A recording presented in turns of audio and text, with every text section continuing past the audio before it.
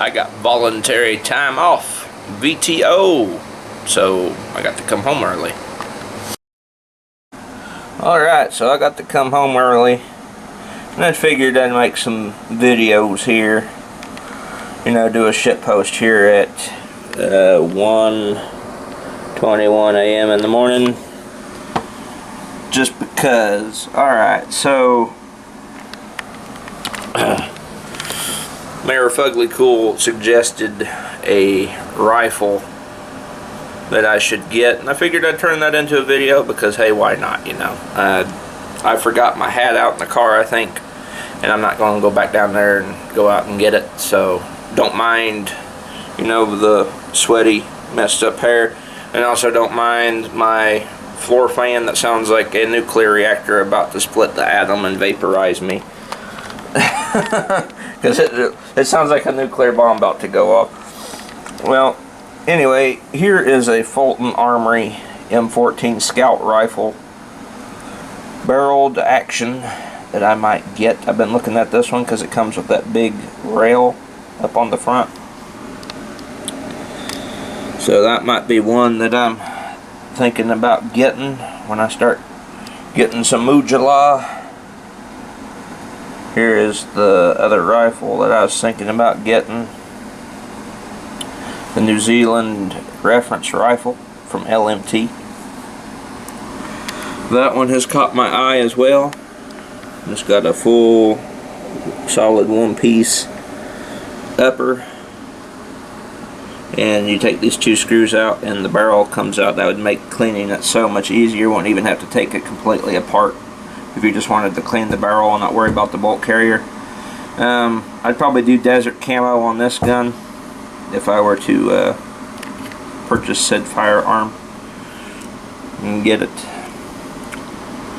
Same with the Fulton Armory M14 Scout Squad. The stock, I don't know about, I'm not too confident painting the action, the upper, well, not, it wouldn't even be an upper, the whole barreled action receiver of the M14, because it is an open type receiver. But Mac Daddy 1911A1 painted his entire M14 receiver, so it must not be too strenuous on them. I'm sure I could probably do it too. And then here is the rifle that Mayor Fugly Cool suggested that I purchase, and that would be a good purchase indeed. The Romanian PSL, I think, yeah, PSL 54. And it's got a pretty steep price check, but Amazon pays good money. My buddy he's been working there. You've seen me carpool with him a couple days ago. Sparrow, he's been working there. He makes about $500 a week, he said. So, but I could very well end up with one of these and try to accurize it too, because the ammo 7.62 by 54R, even during the pandemic and all that, still dirt cheap. I see that. I see 7.62 by 54R and 7.62 by 39 the most when it comes to Russian calibers and availability. Even when 5.56 and 308 were not anywhere to be found, 7.62 by 54R and 7.62 by 39 were still, like, you know, top of the game on ammo you could buy. And it really made me wish I had a Russian style gun or a rifle that shot the Russian ammo. And I need to do that because I've got a 308 and I've got a 5.56. You know, with my M1A loaded and my DPMS Oracle AR-15, now I need something that shoots some of that old Soviet era ammo. So the PSL, if I don't see a good Mosin that I like first, the PSL could be a good option as well. I'm just talking, you know, theoretically, after I get some other things out of the way and start saving some money up. These are just some options that I've got in the back of my mind now that I'm hired somewhere. Getting around to shooting them would be the thing, because I work 4 days on, 3 days off. I'd have to square that up. But I'm getting it figured out. No joke. Right now, if I was If I didn't live in a little town right at the moment, I would, I'd probably, if I lived out in the country, but was still able to, you know, go to work and be there on time, but I lived out in the country and I got VTO, I'd like be out shooting right now. That's just how I am. I don't care if it's dark out or not. I just turn on some floodlights and put up a target and run through a few magazines, make a YouTube video. That's how I run. I just don't live in the country, sadly.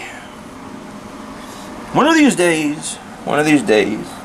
Also, say hello to Powerade, because if you stand on your feet working 410s and you stand on your feet for basically 7 hours at a time, we do get breaks and we do get to sit down, but this right here, this stuff right here, is like your red potion, like in a Zelda game. Because the other night when I came home, oh my god, my feet cramped up so bad I thought I was going to be crippled. There was muscles I didn't even know I had going in directions I didn't even think possible. So luckily I got some new boots. Bring one of them up here and let you see it. I got some new boots here. Herman Survivors. These are steel toe, slip resistant. Got a hell of a traction tread to them. These are awesome. And I even have a padded foam in these, like an insole in these to kind of support them still. That standing's brutal. It's brutal, but it's good money. Well, anyway, I'll catch you guys all in the next video. Figured I'd make a video here at 1 in the morning and talk about some guns, talk about some firearms that I own, hope to own in the future. This isn't, I mean, this is just some of the high-end stuff that I've got in the back of my mind, but you know, I'm not even counting like all the stuff like my M1200. That was just like, you know, it was there when I found it. That's been about 2 years ago, 3 years ago when I bought the M1200 shotgun. It was just sitting there in the gun rack. I liked the way it looked. It had a pretty decent price tag, and I was like, you know what, I'm gonna buy that. So I'm not even counting, you know, those aren't even factoring in. I'm just thinking of the high-end stuff. But videos will be coming. Just give me time. Anyway guys, this is Pliskin by 51mm. Catch you all in the next video.